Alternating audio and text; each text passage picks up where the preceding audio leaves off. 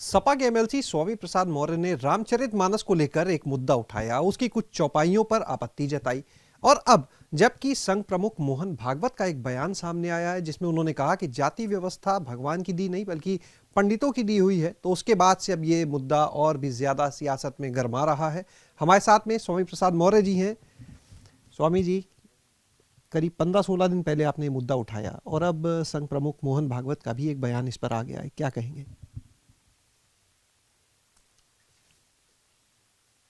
आज जाति पंडितों ने बनाई है ये कहकर के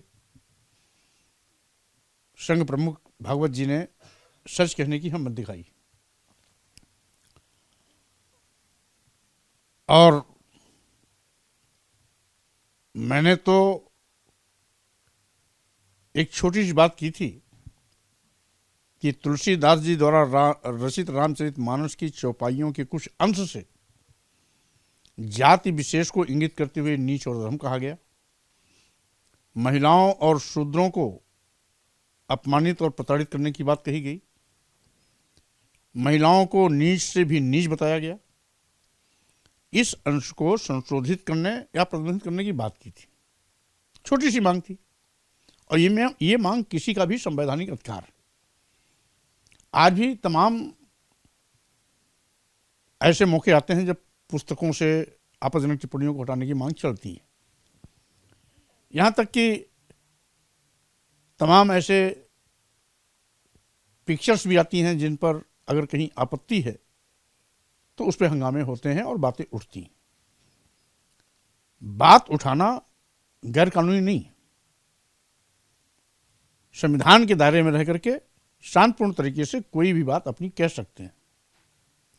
बोलने की आजादी सबको है। लेकिन तथाकथित धर्माचार्यों ने मेरे सिर कलम करने, जीभ काट लेने, कान काट लेने, नाक काट लेने, हाथ काट लेने, हत्या कर देने के फरमान जारी करना शुरू कर दिए। मेरा तो कुछ नहीं बिगड़ा, तो मैं तो जैसे कि तैसे हूं।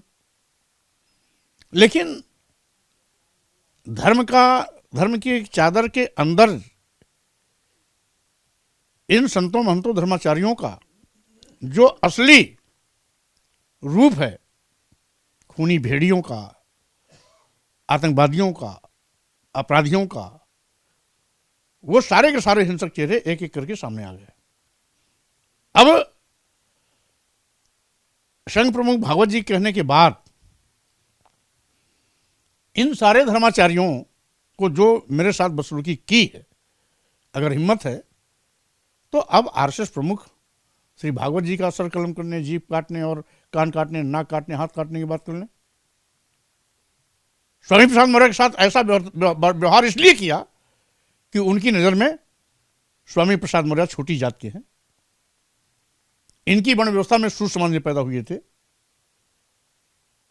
इसीलिए इस प्रकार की फतवा जारी कर रहे हैं।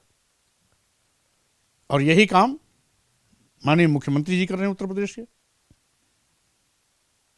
रामचरितमानस की कोई प्रति जलाई नहीं गई, मुकदमे लिखे जा रहे हैं, एनएसए लगाया जा रहा है। क्या संविधान सम्मत बात करना अपराध है? और माननीय मुख्यमंत्री जी को कार्रवाई करना ही का इतना ही शौक है तो अब आरएसएस प्रमुख भागवत जी के खिलाफ एफआईआर करें, एनएसए लगाएं, उनके खिलाफ कानूनी कार्रवाई करें। हिम्मत है? नहीं। तो यह अलग अलग कानून कैसे? संघ प्रमुख भागवत जी ने तो हमसे बड़ी बात कह दी ना। हमने तो वर्ण व्यवस्था, जात व्यवस्था पर चोट नहीं किया था। हमने तो केवल इतना ही कहा था, यह कैसा धर्म है जो अपने ही अनुयायियों को नीच, अधम, अपमानित, प्रताड़ित करने की बात करता है। इससे तो हिंदू धर्म कमजोर होगा। हमने तो सुझाव दिया था, मांग रखी थी कि अपनी टिप्पणी को हटाई जाए या संशोधित किया जाए। अब आरएसएस प्रमुख भागवत जी के बयान के बाद धर्माचार्यों को सद्बुद्धि आनी चाहिए, इस पर विचार विमर्श करके उनको इस समस्या का हल निकालना चाहिए। अन्यथा बकौल आरएसएस प्रमुख भागवत जी एक बार नहीं अनेकों बार कह चुके हैं कि इस देश में जितने भी धर्म और पंथ हैं वो सभी हिंदू धर्म के हिस्से हैं, क्योंकि जो भी इस्लाम धर्म ने स्वीकार किया, ईसाई धर्म स्वीकार किया, बौद्ध धर्म में गया, जैन धर्म में गया, सिख धर्म में गया, वो सब पहले हिंदू थे। अगर हिंदू धर्म इतना अच्छा था तो कोई छोड़ करके इस्लाम धर्म क्यों कबूल किया, ईसाई धर्म क्यों कबूल किया, बौद्ध धर्म क्यों कबूल किया, जैन धर्म क्यों कबूल किया, सिख धर्म क्यों बना? इसीलिए ना कि इनकी तमाम ऐसी कमियों के चलते जिसे लोगों को नित्य प्रति अपमानित होना पड़ता था, जाति के आधार पर पशुवत उनके साथ व्यवहार किया जाता था, धर्म धरती शिक्षा सम्मान से वंचित किया गया था। भारतीय संविधान के माध्यम से वो सम्मान की वापसी हुई, लेकिन अभी भी अप्रत्यक्ष रूप से पर्दे के पीछे से कहीं ना कहीं ये जातवाद, छुआछूत, ऊंच नीच का भेदभाव व्यवहार आज भी सामने आता है। बाबा साहब डॉक्टर अम्बेडकर इसके उदाहरण थे। विद्यार्थी जीवन से लेकर पूरी जिंदगी और यहां तक कि दुनिया का सबसे बड़े विद्वान होने का गौरव प्राप्त करने के बाद जब भारत आते हैं तो भी उनको जातीय अपमान के कड़वे घूंट जर्रे जर्रे पर पीना पड़ता है। और अंत में आहत होकर के बाबा साहब डॉक्टर अम्बेडकर ने कहा था, मैं हिंदू धर्म में पैदा हो गया, ये मेरे बस में नहीं था, मैं हिंदू होकर नहीं मरूंगा, ये मेरे बस में है। भारतीय संविधान लागू होने के बाद यानी 1956 में नागपुर की दीक्षा भूमि पर बाबा साहब डॉक्टर अम्बेडकर 10 लाख लोगों के साथ बौद्ध धर्म ग्रहण किया था। यही नहीं, बाबू जगजीवन राम जी अपने जमाने के बहुत चोटी के नेता, बड़े नेता थे, कांग्रेस जैसी पार्टी के राष्ट्रीय अध्यक्ष रह चुके थे, दर्जनों विभाग के कैबिनेट मंत्री रहे, 55-60 साल तक उनकी सक्रिय राजनीति रही। यहां तक कि देश के उप प्रधानमंत्री बनने पर बनारस संपूर्णानंद मूर्ति अनावरण करने गए तो उनके वहां से हटने के बाद वहां के पंडित ने उसको गंगाजल से धोया था, क्योंकि बाबू जगजीवन राम जी इतने बड़े नेता थे ये माने नहीं रखता था। वो दलित समाज में पैदा हुए थे, इसलिए दलित होने का अपमान उनको झेलना पड़ा। यही नहीं, अभी अभी 2 दिन पहले, ये पिछली जब राष्ट्रपति थे माननीय कोविंद जी, अपने राष्ट्रपति कार्यकाल में राजस्थान के सीकर में ब्रह्मा मंदिर में गए थे, वहां इनको प्रवेश नहीं दिया गया। वो राष्ट्रपति थे ये माने नहीं रखता, वो दलित समाज के थे, इसलिए उनको जाने से रोका गया। 2017 में श्री अखिलेश यादव जी उत्तर प्रदेश के मुख्यमंत्री थे, 5 कालिदास मार्ग मुख्यमंत्री निवास को जब छोड़ा तो यही भाजपा के लोगों ने उसको गंगाजल से धुलवाया था। अखिलेश यादव मुख्यमंत्री थे माने नहीं था, इनकी नजर में वो शूद्र समाज में पैदा हुए थे, यादव थे, इसलिए उसको गौमूत्र से धुलवाया। क्या गौमूत्र का महत्व मुख्यमंत्री अखिलेश यादव से ज्यादा था? मैं यहां यह भी पूछना चाहता हूं, क्या जिन भी नेताओं का मैंने नाम लिया, इनके नाम के आगे तिवारी, शुक्ला, मिश्रा, पांडे या अग्निहोत्री आदि आदि टाइटलें लगी होती तो क्या गंगाजल से धुलाया जाता, मंदिर में जाने से रोका जाता, मुख्यमंत्री आवास का गौमूत्र से धुलाया जाता? नहीं। तो यही जातीय अपमान है। अच्छा स्वामी जी, एक चीज़ और जानना चाहेंगे आपने, क्योंकि मुख्यमंत्री आवास को धुलवाने की बात कही, आप ही की पार्टी की सहयोगी दल की नेता भी हैं और आपकी पार्टी सपा की विधायक भी हैं पल्लवी पटेल।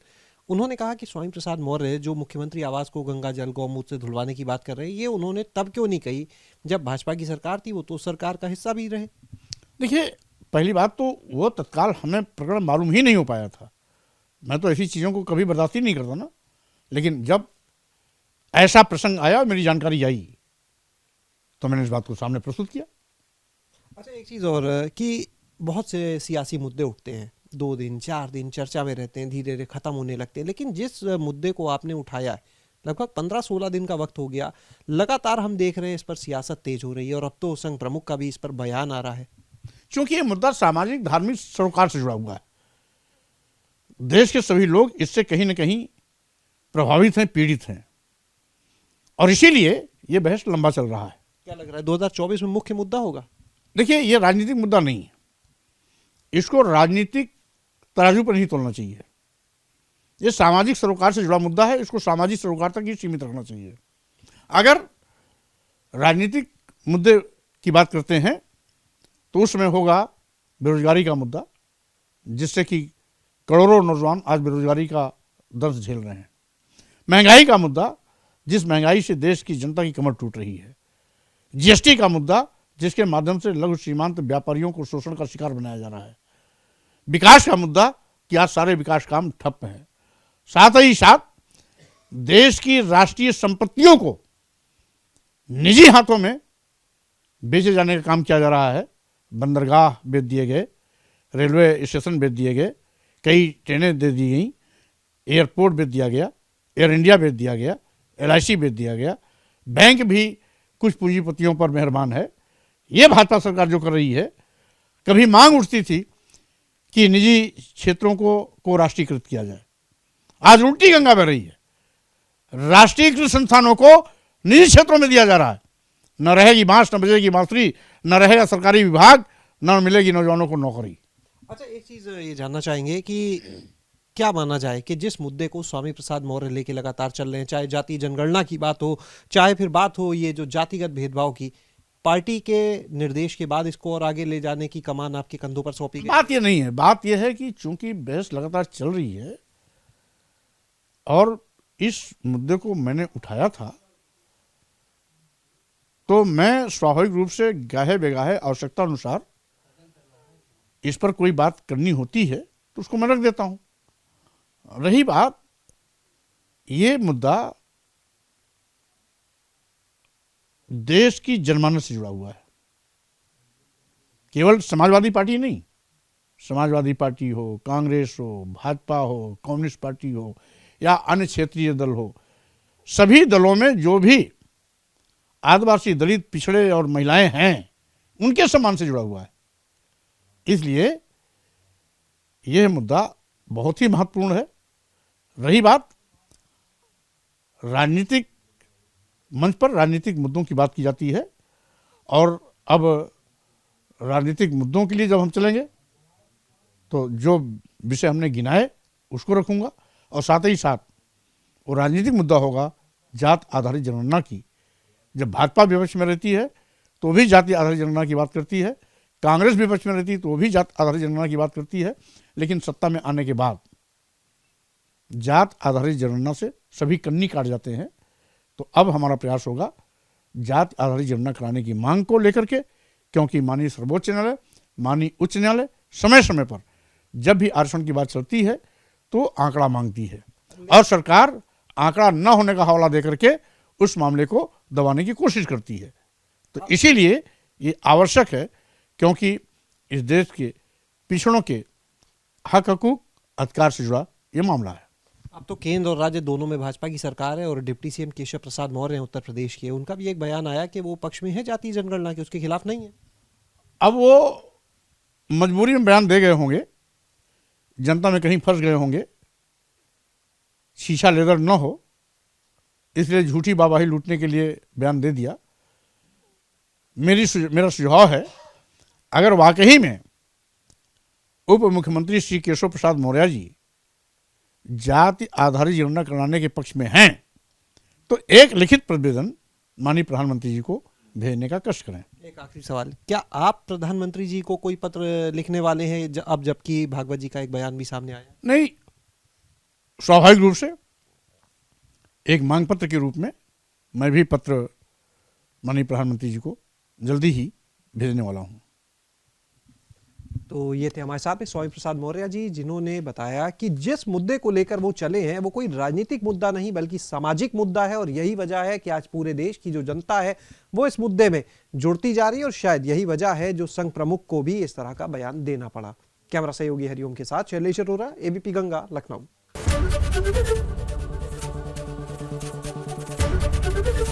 एबीपी गंगा, खबर आपकी, जुबान आपकी।